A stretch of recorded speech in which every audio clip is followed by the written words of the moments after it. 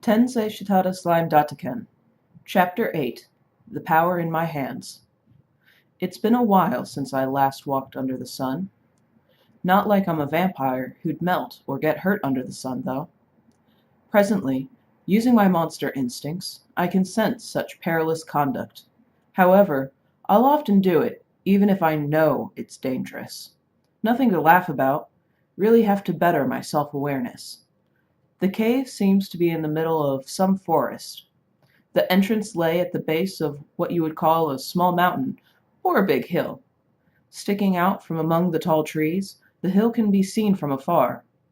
Regardless of description, it's the only place from which you can see the sun. The forest is dim in comparison, has that magic circle feel to it. A wise man keeps away from danger, as they say, and so I quickly left that place behind. Since the moment I have left the cave, some time has passed. The sun has begun to dip towards the horizon.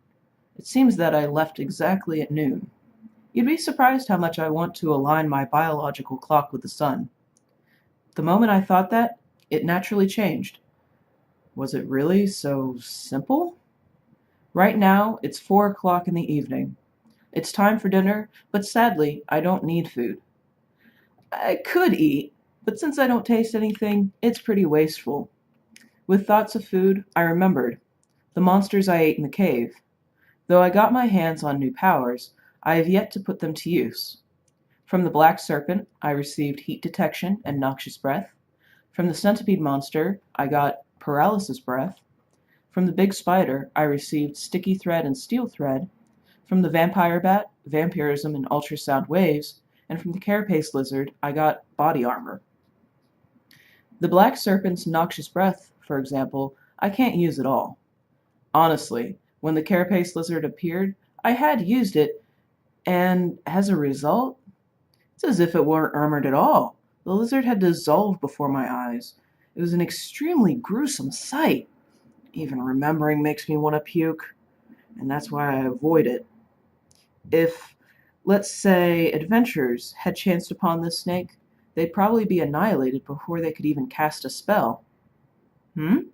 If I were hit by it? I hadn't given it any thought, nor do I want to. Let's just say, thank goodness I shot first. To be hit with such a dangerous breath would be bad. But wait, that isn't something I want to remember. Since seeing scrambled organs and bloody remains of the lizard is rather unpleasant, at least for me, I decided to completely forget about noxious breath. As for what would happen when used as a slime, the radius decreases by at least 1/2. If transformed, the breath spreads out for about 7 to 10 meters. Without mimicking, that is reduced to only 1 meter. Anyway, would you want to see your opponent melt before you? No. Therefore, this skill, I've sealed it away.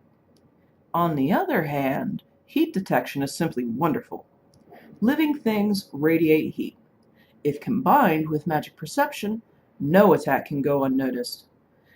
However, since humans and upper-class monsters may possess some special skills or magic, there's no reason for me to let my guard down. Next, about the centipede. I'm not going to mimic this one, because of its appearance. The paralysis breath functions the same as the serpent's one, and the range is no difference as well. And, as I expected, the range decreases to 1 meter when used as a slime. But it just might be a good skill to use during an ambush. Or so I'd like to say, but if I had to fight any enemy that close, I'd be better off transforming or running. Anything else would result in inevitable defeat. The lizard. It was absorbed after being completely melted by my noxious breath. As such, restoring the body had proved impossible. Anyway, having physical attack resistance kind of makes transforming pointless, so I tried using body armor while a slime. My face hardened. As you'd find in some MMOs, I had become a metal slime. My previously light blue body had changed to a bluish silver metallic one. However, as I didn't try receiving any damage, I don't know how good it actually is. I did gain a pretty color option as a result, though. Maybe I'll use it to surprise some enemy. That's the extent of these 3 species' powers. The problem is the remaining 2. They hold some very interesting powers. You wonder what's amusing about them? First, the spider. Right.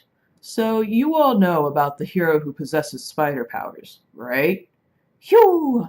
He shoots thread out from his wrists, leaping from building. That famous guy. Sticky thread is intended to trap your enemies and prevent them from moving. However, if I were to use it, could I reproduce his movements? Quickly, I put it to the test, aiming at a large tree. Phew! Ba-da.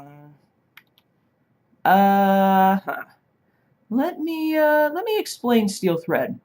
Sticky thread? What's that? Don't know anything about a skill that hangs you up on a tree. And so, about steel thread. It is intended to be used to defend against enemy attacks. Or, when making a nest, it can be used to increase your advantage, to build a maze. But what I tried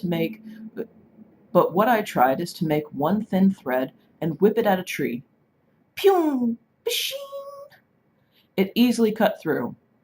And there's also that. While I can see it pretty easily with my magic perception, it's actually pretty hard to see with the naked eye. With practice, it might become a dependable weapon. I'll practice with it later. And last up, the bat. I expected the most from these skills. Vampirism skill? By sucking the target's blood, I can temporarily gain its abilities. Not a skill to worry about. I mean, Predator is simply better. Would it be too presumptuous to consider vampirism its degraded version? And I don't really want to suck blood. So, after learning all I could about it, I neglected vampirism. Rather, the skill that caught my interest was ultrasound waves. More than bewildering an enemy or causing them to faint, this skill can be used to also pinpoint one's location. In my original world, bats got around using the same ability. But don't miss the main point. These are essentially vocal cords. By itself, the skill is nothing special.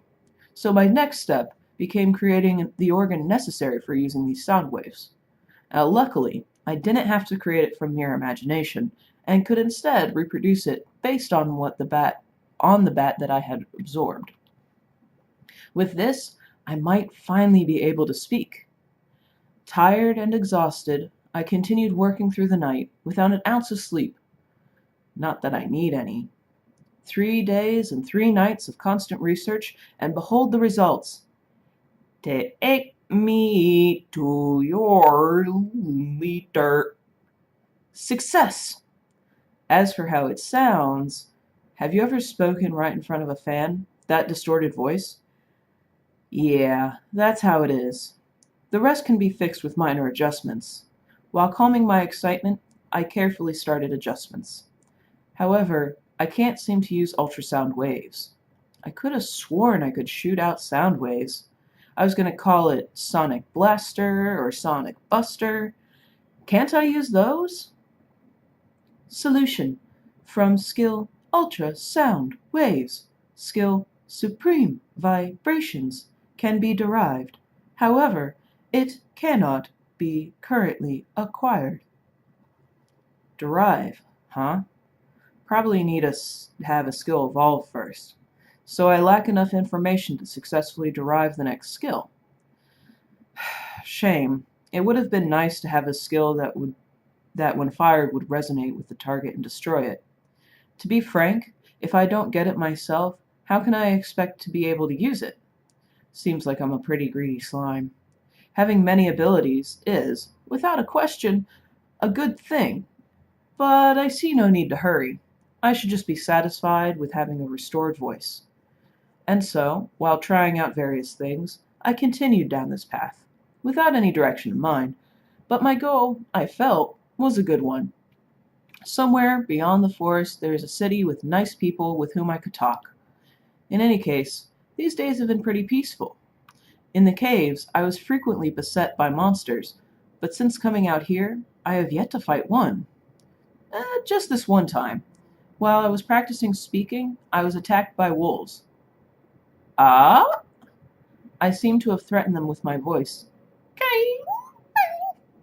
And they ran away with a miserable whimper. Larger than the largest breed of dogs, with a body length of more than 2 meters, and a whole pack of them. What to say? Scared of some lowly slime. How pathetic. As for me, I had no desire to fight. Although I could acquire the sense of smell as a result, that thought piqued my interest. So I kept an eye out, but no wolves were in sight. Actually, there was no monster within 100 meters of me. Huh? Somehow it's like they're fearing me. Why? Yeah, definitely. I can sense their fear. Having confirmed that, I felt a group of monsters approaching. Before my eyes, a group of 30 human lime monsters stumbled before me. Small bodies, crude equipment, covered in a thin layer of dirt, their expression lacked intelligence. But not completely barbaric. There were also a few who wore swords, spears, stone axes, and bows. My gray matter brain cells quickly saw through their true identity. The famous monsters that will attack adventurers. Yes, goblins. How stereotypical. And the ones they attack are weak monsters. So, myself? But hey, to come with 30 people against a single slime, that's too much. However, somehow, I felt no fear. My instincts refused to fear them. Many of their swords had rusted, and their armor is thin. Some of them have stitched together some rotting cloth. To compare, the lizard covered in 1,000 hard scales, and the spider with feet like sharpened blades. I, who have endured those battles, cannot imagine suffering at the hands of these goblins. And, in the worst case scenario, I'll just mimic the serpent and take out a few. As I was thinking these things, one of them stepped forward, probably the leader, and opened his mouth. "Gah, oh strong one, does you have any business up ahead?" Huh? Goblins can talk? I wonder if they can use any of the magic perception. And did they just call me strong one? First surround me armed with weapons, and then politely ask a question. What a bunch. I am amused. In any case, it doesn't look like these guys will attack right away. Will my words reach them? I guess I'll just have to try. And so, I tried conversing with goblins. And that is the end of this chapter. Next one up, I guess we'll see him interact with some people other than Veldora, and, I'm looking forward to it. I'm kind of interested to see, because I've been reading the manga, and I would like to see what the differences are. It's sort of like when you go and you watch a movie where you've already read the book, so I'll be interested to see how they've changed things up, and if certain things stay the same. Um, I won't say too much of it though, because, spoilers. But, thank you for coming in and listening to this recording. If you enjoyed, please feel free to subscribe. And if you like, please check out the links below. Take care, everyone. Bye.